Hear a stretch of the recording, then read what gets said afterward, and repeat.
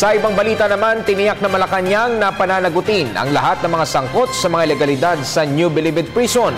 Ito'y matapos madiskubre ang mga ilegal na gamit at mararangyang pamumuhay ng high-profile inmates sa Bilibid. Ayon kay PCOO Secretary Sunny Coloma, may partikular na direktiba si Pangulo Aquino kay Justice Secretary Laila de Lima hinggil sa mga nadiskubreng baril doon. Narito ang ulat ni Elena Luna. Pananagutin at parurusahan ang lahat ng nasa likod ng mga iligal na gawain sa New Bilibid Prison. Ito ang tiniyak ng palasyo matapos ang naging inspeksyon ni Justice Secretary Laila de Lima.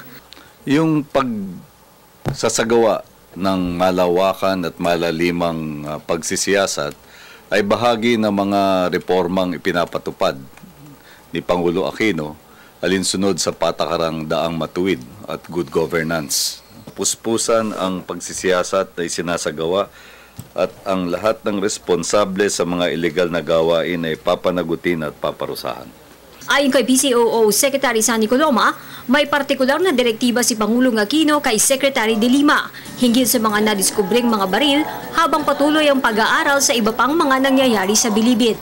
Yung pagdismantle ng mga kubol na mayroong mga kasangkapan na maaaring ginagamit in violation of existing rules ng ating National Penitentiary. At lalo tigit yung pagpigil sa mga illegal na aktibidad na tila patuloy pa rin nagaganap na naisiwalat na noong nakaraan. Ayon sa kalihim, bahagi ng reforma ang pagtatayo ng bagong pasilidad sa labas ng Maynila. Binigyang diin ng palasyo, determinado ang gobyerno na bigyan ito ng pangmatagalang solusyon para maging permanente ang mga reforma. Habang sinasagawa ito, meron namang mga reforma sa ating penology system.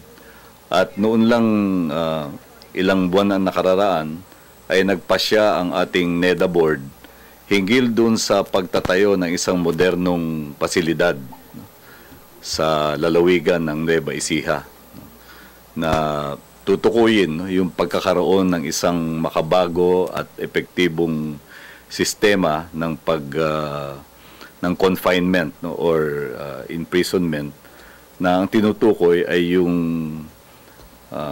correction nga o reforma ng mga individual na nahatulan. Kasi kinikilala natin na isa sa mga kahinaan ng ating criminal justice system ay yung ding mga kahinaan sa ating penology system.